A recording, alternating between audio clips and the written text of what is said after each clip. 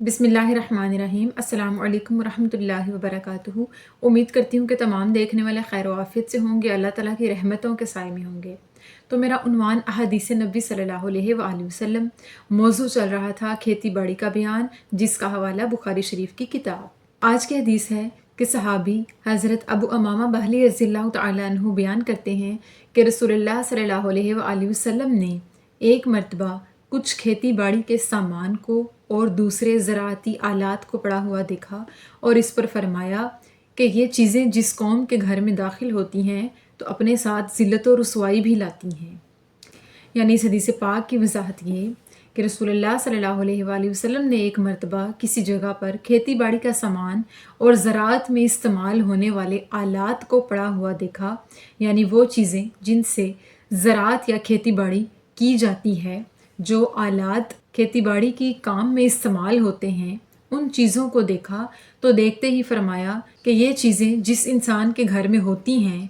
तो उसके लिए ज़िल्लत और रुसवाई का बाइस भी बनती हैं। यानी खेती बाड़ी को हद से ज़्यादा करना, ज़राअत के काम में इस कदर मगन हो जाना, इतना ज़्यादा उसको करने लग जाना कि दिन रात उसी की फ़िक्र रहना इंसान के लिए तबाही और वबाल का बाइस बनता है।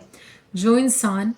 ज़रई किसान है, यानी खेती बाड़ी का काम करता है और हद से ज़्यादा उसको संवारने में लगा रहता है, उसको बढ़ाने में लगा रहता है, तो ये चीज़ उसके लिए ज़िल्लत और रुसवाई का बाइस बनती है। यानी आका अलैहिस्सलाम की इस बात से मुराद ये था कि जो शख्स दुनियावी माल को कमाने में मगन हो जाता है, दिन रात अपने माल को बढ़ाने और संवारने में लगा रहता है, वो दुनिया में आने का मकसद भूल जाता है, वो अल्लाह ताला से दूरी इख्तियार कर लेता है, यहाँ तक कि उसको खुद की भी फ़िक्र भूल जाती है। और किसान यानी ख़ास तौर पे जिस शख्स की बात हो रही है, ज़राअत के काम में, खेती बाड़ी के काम में मेहनत मजदूरी करके खुद को इतना खो देता है कि उसकी हालत बहुत बदतर हो जाती है, यहाँ तक कि वो नमाज के लिए भी वक्त नहीं निकाल पाता और वो अल्लाह से दूर हो जाता है और उसको दिन रात यही फ़िक्र सताती है कि इस माल को किस तरह बढ़ाना है, मुझे इस काम में नुकसान ना हो जाए, यानी कोई मौसम ना ख़राब हो जाए, मेरा माल ज़्यादा है, इसमें कितना नुकसान होगा और कितना फ़ायदा होगा।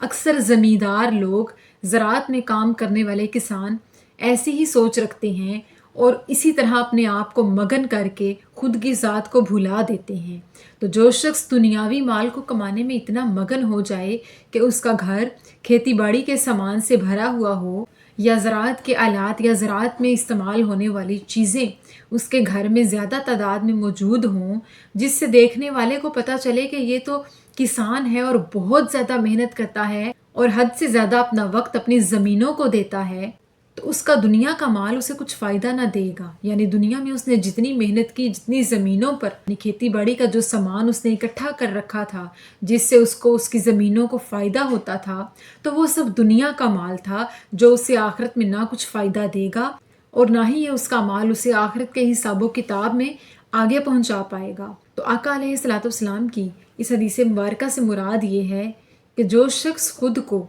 कारोबार में, दुनियावी माल के कमाने में, यानी आम तौर पे जो लोग ज़्यादातर ज़मींदारी करते हैं, उसमें इस कदर मशगूल कर लें, वो उसका सामान उसके लिए वबाल यानी तबाही बनता है कि उसे कुछ फ़ायदा नहीं देता।